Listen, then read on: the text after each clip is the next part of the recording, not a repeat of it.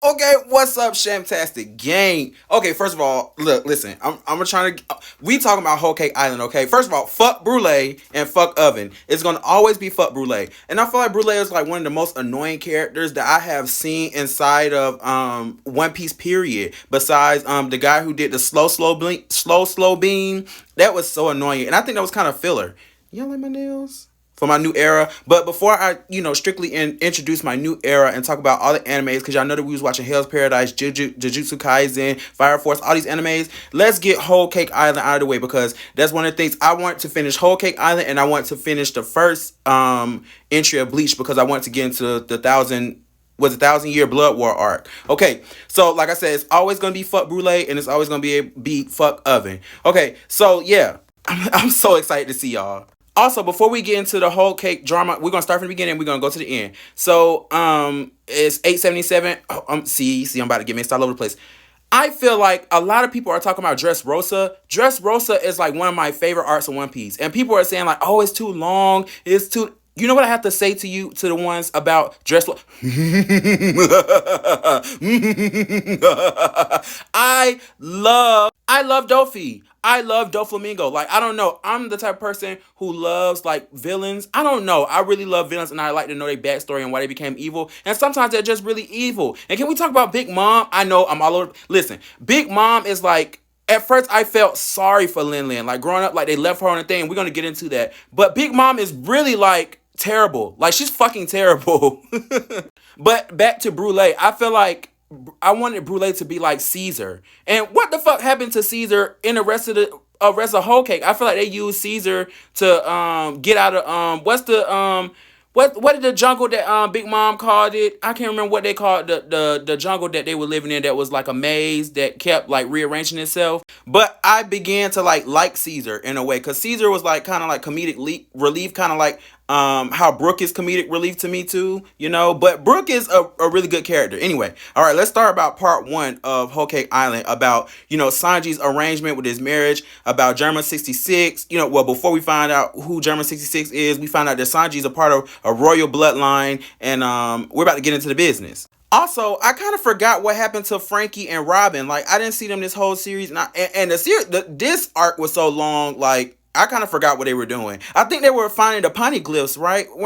Ain't that what Robin and Frankie are doing? I don't know. Okay, so I ended up liking Veggie. So what happened at first is Sanji, like I said, Sanji had to be in an arranged marriage with this character named Pudding. Okay, and we talked about Pudding in previous episodes ago when I was first starting Whole Cake Island. So this character named Veggie comes and picks Sanji up, because he's in an arranged marriage, right? Luffy's like, hell no, like you're not finna take, my only cook, this is the person who cook our meals and everything. You cannot have Sanji. But Sanji is like, I gotta protect you. This is my royal family. This is my blood, and I can't bring you all into this. This is my life, yada yada yada. And they about to kill the cook that raised me, that's basically his father. So we're about to find out about Sanji's like whole backstory in his life, which is fucking cool. So basically, Sanji goes off with Veggie, right, onto Whole Cake Island, for this marriage and everything, with his family and all this kind of stuff. And basically, Luffy follows him because he's like, you're not finna take my cook. I love to eat. So we bring her on Pedro, Luffy, Brooke, Nami, and they ended up in this place called the Seducing Woods. So that's what I was talking about in the beginning of this video, where the woods like constantly like change. And also, I really like the singing in here because I remember like the only portion of singing that I seen in One Piece was one of the One Piece movies, and I can't really quote what movie it was. I went to see it in the theaters, but yeah. So I really enjoyed the singing. Even towards the end of the arc, the last when Big Mom finally gets her spoiler, when Big Mom finally eats her cake or whatever, and she's finally singing the final song when she's rushing back to, is it Cacao Island? Weren't they on Cacao Island? So we finally learned, what the homies are. So, or like why the bushes and all these things, why these inanimate objects, or these things like trees and flowers, and why we seeing all these things have faces on them, right? And they're singing, and we find out that basically Big Mom's soul is attached to the world. Well, her inner world. You get what I'm saying? And this is where we find out about the first possession of the poneglyph. Big Mom has the red poneglyph, right? Then we move on to Sanji. Sanji finally meets Pudding, and Pudding is gorgeous. Like this is not. I'm not meaning to be misogynistic. No, I can't say that. I'm not finna say that all the women are ugly because Nami is fine. What's the snake girl name? Boa is fine. Did I say Nami? Robin. Most of the girls that we kind of ran across are decent looking, but you know they got some hit women up in this show, okay? And Big Mom got some hit daughters, okay? But Pudding happens to be like one of the most attractive daughters that she has, so that's why they're arranging her in a marriage. And we kind of find out later that Big Mom didn't like Pudding. All of Big Mom's children, all they do is serve a purpose for Big Mom. She's so selfish, so narcissistic. It's crazy. So in one of my videos that I made earlier, I talked about how Pudding is evil and manipulative and how she reached inside of Sanji's sister's head, Reggie, and ain't her name Reggie? Reached in Reggie's mind and clipped her memories and was lying. And I think she has BPD. I think Pudding has BPD. Like, it's something. But you know, I think I love that the way that she finally admitted that she had a love for Sanji. And I kind of wanted her to be with Sanji after the end, but you know, sometimes when your life is destined to be one way or you already have a fixed situation, sometimes it's impossible for you to do something else in life, especially when Sanji wanted to be free. You get what I'm saying? So here's the first big fight before we get into the main fight, which is Luffy versus Sanji, right? That was crazy. I feel like that was one of the craziest fights I've experienced in watching anime. But Luffy versus Cracker was the first fight. And to me, even when, because, you know, I talked about Katakuri too, all these characters, most of these characters had had like cooking powers. Like, now that I think about it, most of their powers were like cooking related. Like Oven with the heat, Cracker with the graham crackers, Katakuri with the mochi, which donuts. When Katakuri started singing during that fight, that shit threw me off. But it was low key hard. But I can't lie, like Luffy versus Cracker fight was more hard to me than Luffy versus Katakuri. And I know that's a crazy take, but I feel like I cannot stand when when it's not executed right, in my opinion. I don't feel like it was Luffy's fight, 20 plus episodes of a fight of Luffy getting his ass whooped. Like, he didn't, like, for 20 episodes, Luffy didn't even, you see my hand shaking because I'm so passionate. Luffy didn't even stand a chance, and Katakuri could have killed Luffy multiple times. Like, he was just toying with his food. And that's kind of like themes of Dragon Ball Z, how Frieza was toying with Goku, or just multiple enemies be toying with them when they could just kill them. So basically, Luffy is telling Sanji, okay, so after we find out, we need to talk about Sanji's backstory. Sanji's family is trash. Well, I want to say all of them are trash. Yes, they're trash. Reiju, I think it's Reiju.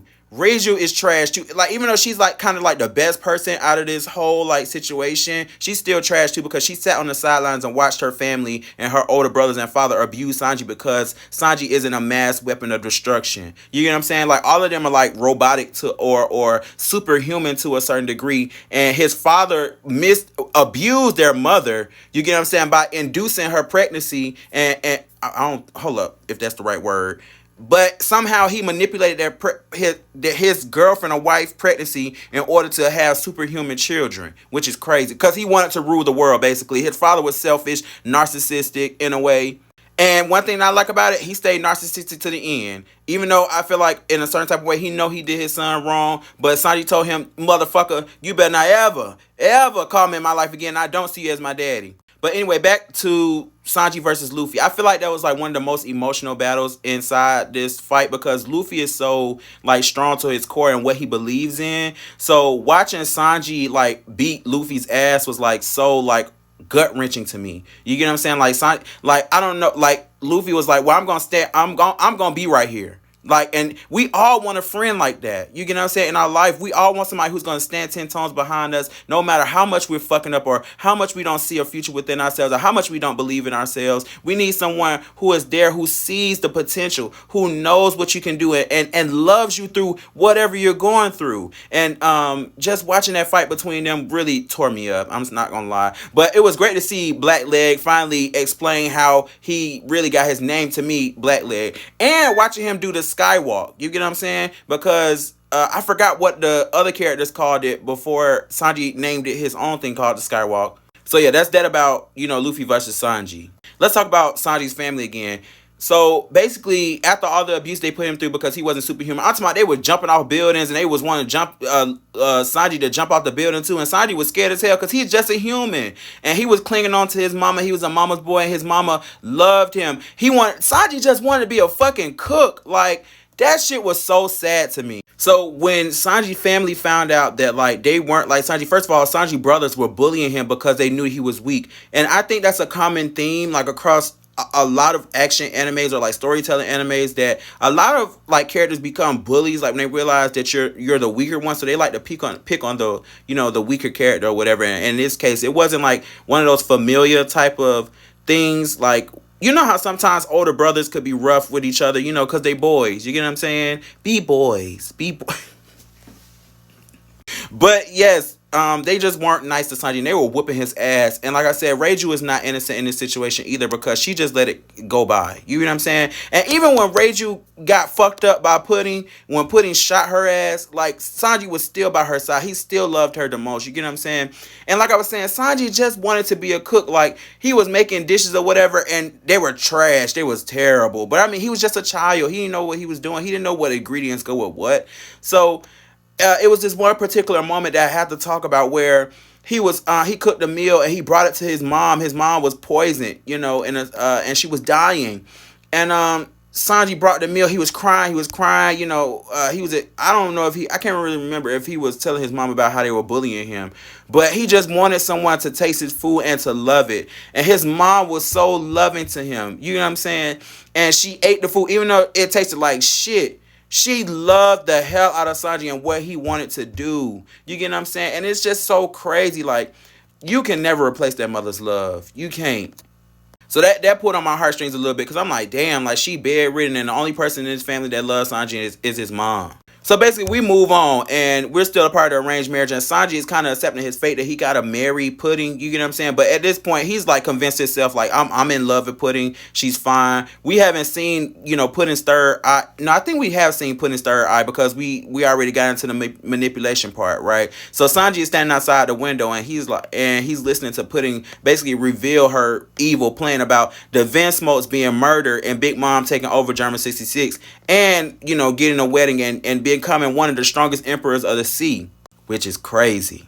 So basically, Beiji finally comes out and tells the truth about he really wants to kill Big Mom, right? And I think that kind of has something to do with Chiffon. And yeah, I think that's all I really have to say about that. So basically, they come up with like an alliance because it was even like a certain point in there where Luffy and Nami got captured by some of Big Mom Pirate's sons, and they was inside this like bookcase thing, and Luffy was about to rip his arms off to try to get out. And basically, when it looked like it was no way for him to be rescued, basically Jinbei came to the rescue and got their ass up out of there. So basically, Luffy, Beiji, Jinbei, and the Straw Hat Pirate crew basically come up with a way to get Sanji back and escape, you know, the Whole Cake Island, or rescue Sanji from the wedding. So basically, what the plan is to destroy Lin Lin's, you know, picture of her mom, or her what's the word? Her chosen mom, to trigger her hunger pangs. And once they do that, Caesar the Clown was going to fly Luffy and I'm pretty sure Sanji out of there, you know, back to the ship so they can all escape Whole Cake Island. And of course, it wouldn't be a whole arc if that was successful. So basically, it failed. They broke the thing and Big Mom just went crazy, right? Destroyed the cake. They destroyed everything. And of course, we met characters like Brûlée and so many of her daughters along the way. This is where we start to find out, okay, do I need to talk about Lin Lin? I feel like one of my previous videos, I talked about Lin Lin, about all that kind of stuff in the episodes where we found out about her trauma and being left and all that kind of stuff. So I'm gonna skip over there a little bit.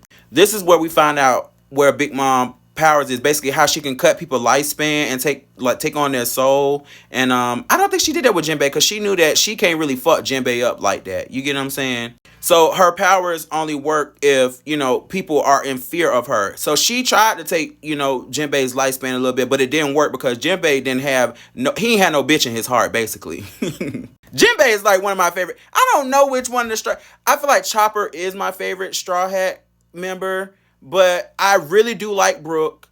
I really do like Jinbei. And okay, if I had to pick a favorite Straw Hat, it's between Frankie and Chopper. And it's probably going to take me to the end of the show to figure out which one is my favorite. So remember back in the past, Jinbei had told Luffy that he can't join his crew because he had things that he needs to finish, or ties that he needs to sever. And severing that tie with Big Mom was what he needs to do. Oh, and I believe the Fishman Pirates too, as well, for him to join Luffy's crew. Brook fights Big Mom. Ultimately, he is unsuccessful, but the Soul King, his ass is fire. I'm sorry, Brook is so Can I see your panties? I love Brook, bruh. So basically, they crashed the wedding. All that stuff is happening. German 66, they're about to be assassinated by Big Mom and them pirates. Sanji refuses to kill Pudding. Luffy, jumps out the cake and everything happens. He shows her the picture, even though the picture was fractured. Luffy ends up destroying all the mirrors or whatnot. The Straw Hat Pirates make it back to the ship, and Luffy ends up going into the Mirror world to fight Katakuri. That shit was so... I just remember watching every fucking episode like, if Luffy don't do something, like... I'm not even finna just really keep going over or rehashing that I really hated that fight. I really... That's how I don't understand how y'all hated Dressrosa. I feel like the fight between Luffy and Doflamingo was way more interesting than... Or Luffy and Cracker was way more interesting than Katakuri. And people try to say, oh, well, it was supposed to be endurance, and it was showing Luffy not giving up, or Luffy, and is it called, I know it's different types of hockey, but they was calling it color hockey then, and I think in English it was called observation hockey. So y'all let me know in the comments, But even like Gear 4, the snake form, like it wasn't that impressive because I feel like it's things that we saw before. You get what I'm saying? I wasn't really impressed with that transformation. I do like Gear 4 though. I really do like the Kong. Ain't it called Kong? No, it's called Bounce Man. I like the move called Kong something. That's like one of my favorite moves that Luffy has in his arsenal. Basically, it's a fight of endurance of Luffy, training himself and remembering flashbacks of his training and all that kind of stuff without doing time skip art like they did once before.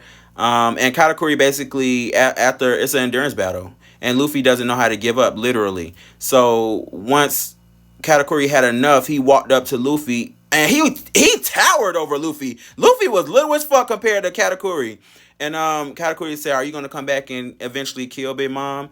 And he said, you know the fuck I am, because I'm going to be king of the pirates. And so he just passes out from then. And Brule asked, even though that during that fight, Luffy lost his haki maybe like 3 times because he was using Gear 4 multiple times, Brule was still being... Ooh, Brule. I cannot stand Brule. I can't. So Big Mom basically rampages everywhere. What is Chiffon's dad name? I can't remember. He was so important to the story. That was like one of the characters that really broke my heart, like that Oven killed. And I feel like Oven was just so... But I had to think of it from their perspective. You get what I'm saying? Like, of course, we're watching it from the Straw Hats perspective, of them winning. But if you really think about it, like, Oven was only doing his job. And Pero... Was it Pero... The nigga that got the tongue, I didn't really like him either, but I mean, I understand why everybody did what they did. Also, rest in peace to Pedro, that his sacrifice was so sad. And Carrot's transformation, they call it the Saloon transformation. That shit was so hard. Peckham's, oh my gosh, that broke my heart too. Peckham's, they really did the Mink Tribe dirty this era. They did. This arc, I mean. I feel like everybody in this arc had a prevalent role. Like, I feel like Nami did her big one. Chopper did his big one. Brook did his big one. Everyone, Sanji definitely did his big one. Everyone had a moment to shine in this arc. Like, the Viva card that, I think what's her name? Chiffon had gave to... First of all, Oven dragging Chiffon, that's crazy. Like, they don't have no loyalty to each other. Like, their family's so fucked up. Big Mom family is so fucked up. Like, that shit crazy. They even have, like, a competition. While Katakuri was fighting, he was talking to one of his sisters. They even have a competition of who the favorite son and daughter is. Like, what? But I will say, like, towards the end of this arc, like, I feel like that was the most action. Like, when Big Mom she was so hungry. She lost so much weight, like, so fast. I feel like, now I'm not body shaming, but I feel like Lin, she was more attractive. Like, they made her more attractive when she was skinny, because she could have been more attractive when she was bigger. They just made her features more attractive when she got skinnier, in my opinion. But, like, between Zeus, the Cloud, what was it, Prometheus? It was Prometheus, Zeus, And what was the cloud called? Anyway, I feel like all her powers was really cool as fuck. And then when her hair caught on fire with Prometheus, that shit was hard. But at the end of the art, basically they tied everything together, you know? They brought all the characters and all the families back together in order to save the Straw Hats, which I think Oda does an amazing job, especially with Water 7 and all these different arts. He like pieces them back together beautifully. Okay, so let's finally close this arc out because I know it's a lot that happened in this arc. So basically, Big Mom has had her final transform. Well, I don't know if this is her final transformation because apparently Luffy has to come back and fight her again. So she has finally she didn't destroy like 3 different islands. She didn't destroy the Nut Island. She didn't destroy what was the other one? I think she went to the Liquor Island, and she finally she raced back to the Cacao Island, right? Because she even had a moment where she was fighting the Straw Hats and destroying the Sunny, right? And they were cornered. I give it. The Straw Hats was putting belt to ass. I know these hoes are mad. It's time to hoes to gag. Okay, hoes was gagging. The Straw Hats were really holding their own against a fucking emperor, which is like insane when you think about it.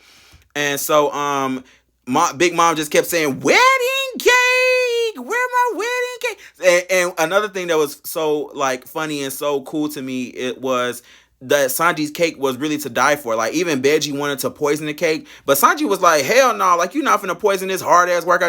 Sanji said, I remember that cake from scratch, and we just sat here and worked and built all this cake. You finna put some poison in this cake? Nigga, I'll kill you right here. And Veggie and Sanji was finna go at it. And I thought, I'm like, I know they're not finna do this after they've been working together all this time. Now they about to fight. And so Sanji was like, taste this whipped cream. And when I said Veggie fell out, that shit was so funny to me. But I believe Sanji's cooking is really just that amazing. And like I said, the death of Chiffon's father was just so sad to me.